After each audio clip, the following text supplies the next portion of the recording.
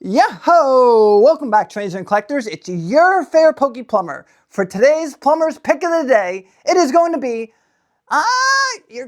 this is a nice little curveball. We talked a little bit about the ETBs last week, but this week, we're going to talk about the booster boxes.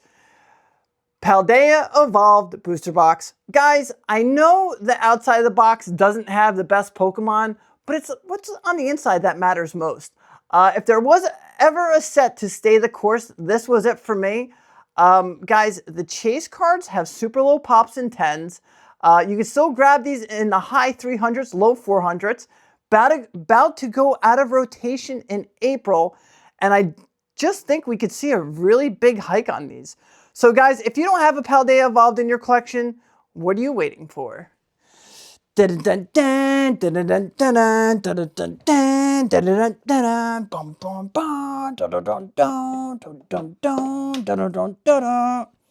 go.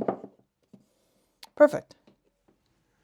Welcome back, traders and collectors. It's your favorite Poke Plumber, flushing out the latest news and the hobby updates. Whether it's breaking leaks, rare finds, or market trends, I got the whole tools to keep your collection growing and your profits flowing.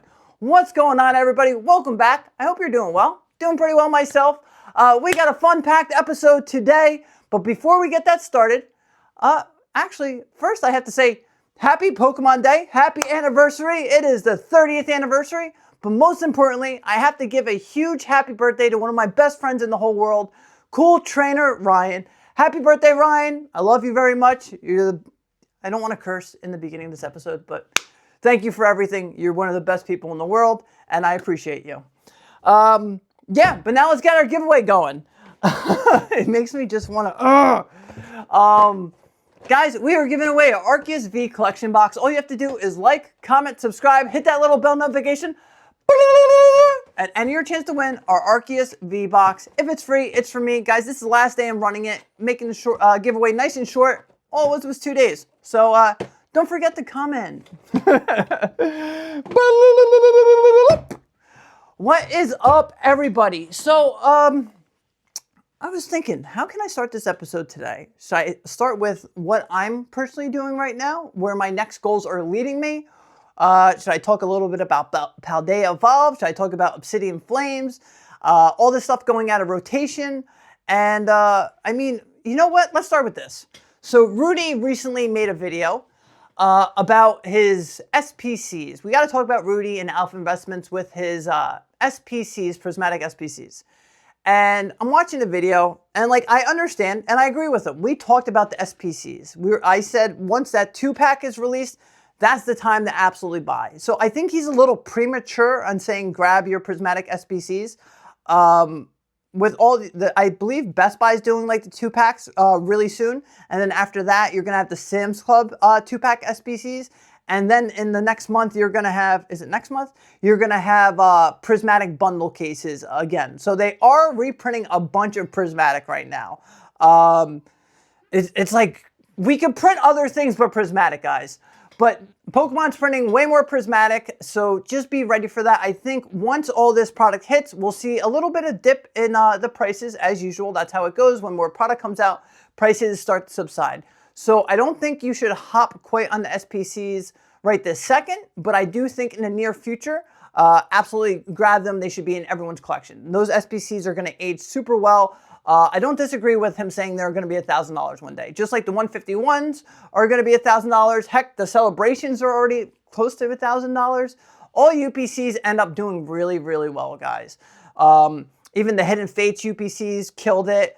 Your Generations UPCs, your Shining Legends UPCs, they all go through the roof eventually. So SPCs will always age very well. But like I said, you don't have to hop right this second. I could think of so many other things that I'd rather buy than the SPCs in this moment.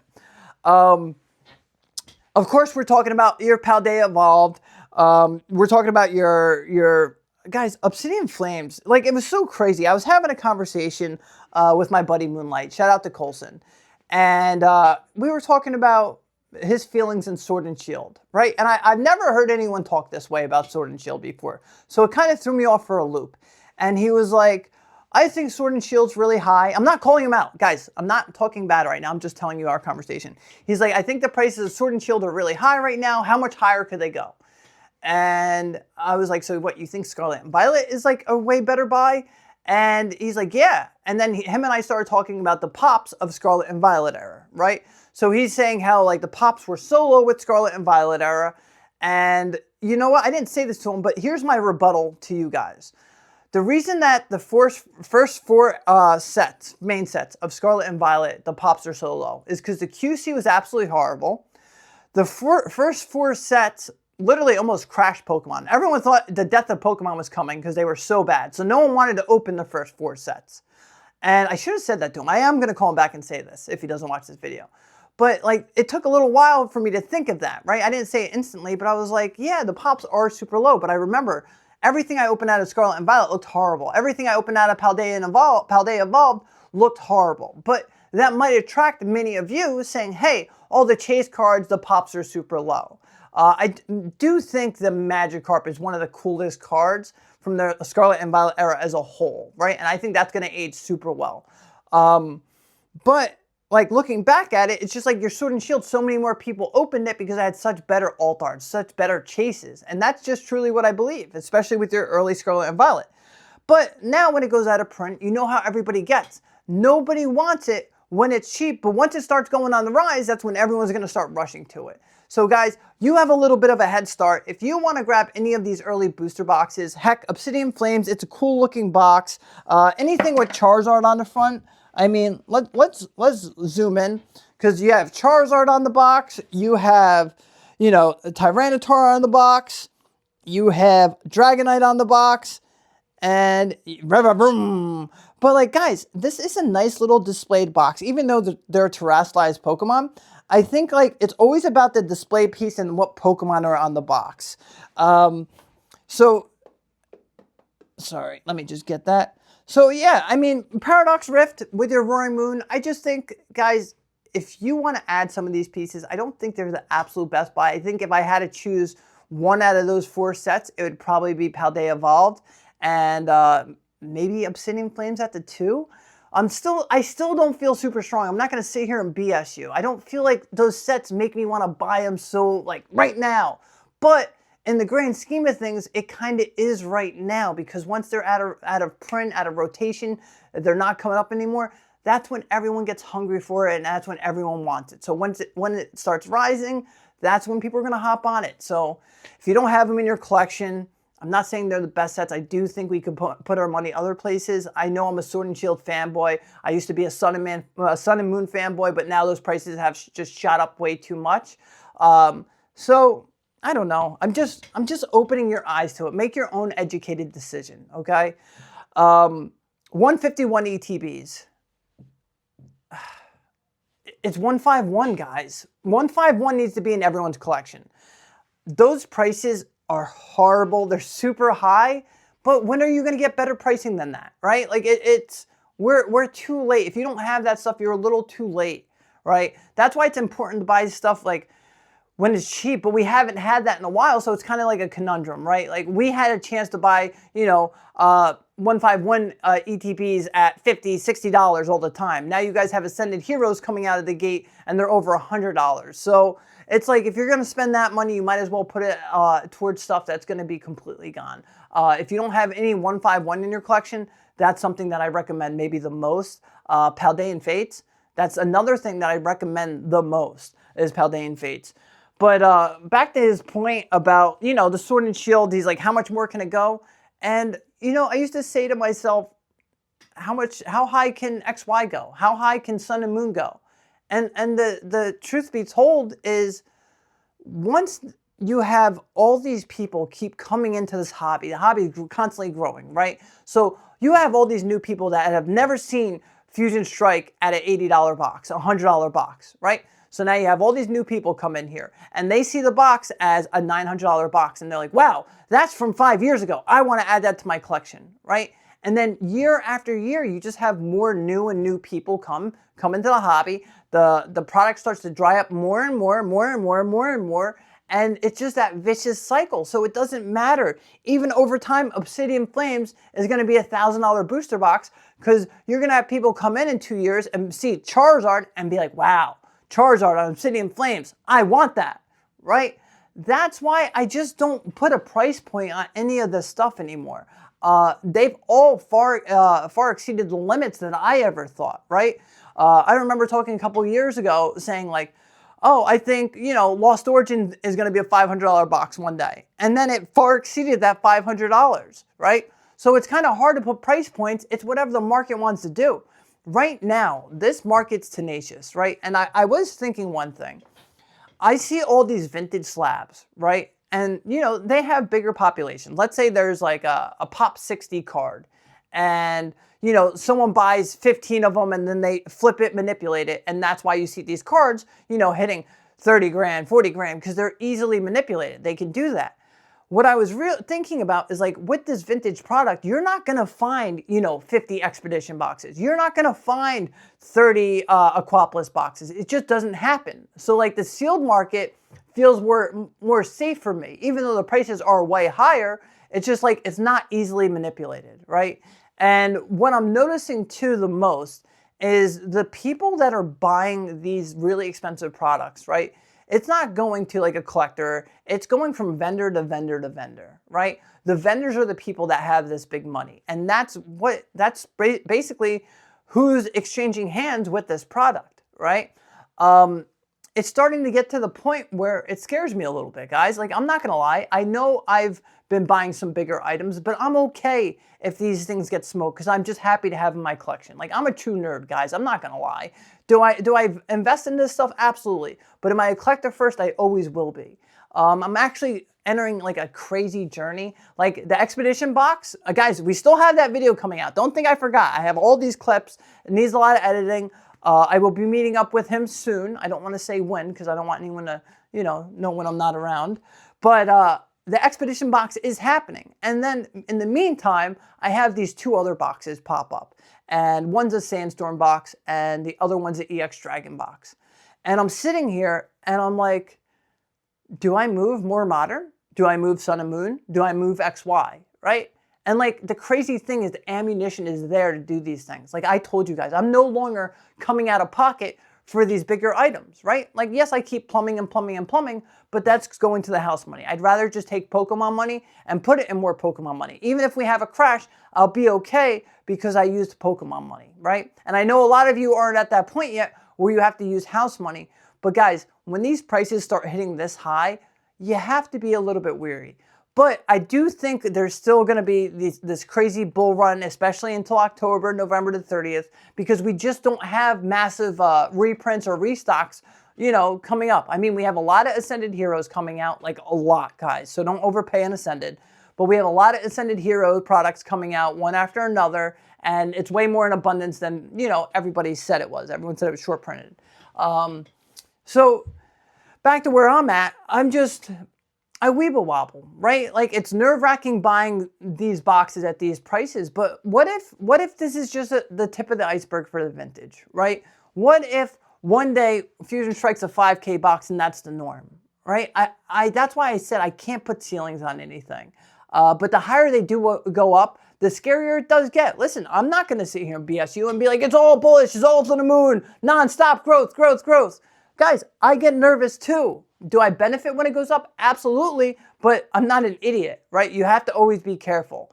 But that's why I'm at the point where it's like I'm not coming out of pocket. That's just where I'm at. I just think that like his example is like, do you really think Evolving Skies is going to be, a 5K box in 5 years? And like the instant answer for me was yes. Evolving Skies is one of the greatest sets ever. Like that's it. If Team Up can be 10K, why can't Evolving Skies? And before you say, well, Team Up was short printed, right? Guys, yes, Team Up was short printed, but it also had, way more people that opened it, right? There was way less people back then when Team Up came out than there was people that opened Evolving Skies, right? You had way more demand for Evolving Skies than you did Team Up, right? The nostalgia for Evolving Skies is way more for people. So I think even though Evolving Skies had way more product, you had way more people shred it. So I think they're kind of even in that case. But the moral of the story is Evolving Skies is going to be an absolute killer. I think Evolving Skies, the sky's the limit. Like, dad joke. But I'm being serious. I think Evolving Skies, the sky's the limit. In 5 years, is it a 5K box? A 10K box? I don't know, but I'd put my money on red and say that it's going to be between 5 and 10K. With certain sets, it's just no-brainers to me. But the reason that you get so far in this hobby is you have to second guess every move you make, right? Believe me, I go back and forth all the time. But 99% of the time, after I sell something, I say, man, I wish I didn't sell that, or damn, it went up. Like I look back at all these things I've done, and the most important thing you have to understand is you can't keep everything. Heck, even I can't keep everything, no matter how hard I work, no matter how hard I plumb. I can't keep everything. That's not how life works. But that's why I always tell you guys, I know it's so cliche, but I always say buy what you love, collect what you enjoy. Because even if it does go downwards, you're going to have, you're not going to be as upset about it. And guys, right now in this hobby, with how much it's grown in the past year, 2 years, 60-70% of these people have never seen a market go down. And that's the scariest thing, that if Pokemon does print enough and says, okay, hey, here's your order of 100 booster box cases, that I guarantee you we would see, pretty dark days. I don't think it would be as dark as you think, but things would be different. It's just fascinating to see how many people are just keep, moving into this hobby, letting it grow and grow and grow. And you know what? There was a very important point that I wanted to touch. So what I do is I'm not like a seller. I don't sell instantly. I don't rapid sell. I don't buy stuff and then flip it, buy 80, flip it 95 like instantly, right?